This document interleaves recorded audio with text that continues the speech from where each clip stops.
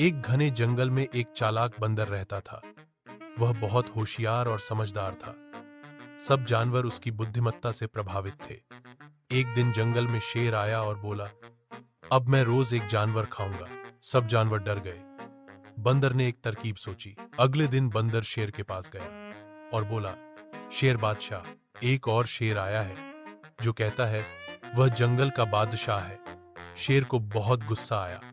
उसने कहा, मुझे ले चलो, मैं उसे मजा चखाता हूं। दरंदर शेर को एक गहरे कुएं के पास ले गया और कहा, वह शेर इस कुएं में छिपा है। शेर ने पानी में झांका, अपनी ही छाया को दुश्मन समझा और गुस्से में कुएं में कूद पड़ा। शेर डूब गया। जंगल के सभी जानवर खुश हो गए और चालाक बंदर की सभी ने सराहना की। उस दिन से जंगल में शांति स्थापित हो गई और बंदर को जंगल का हीरो कहा जाने लगा। सबक: बुद्धि और चतुराई से बड़ी समस्या हल की जा सकती है।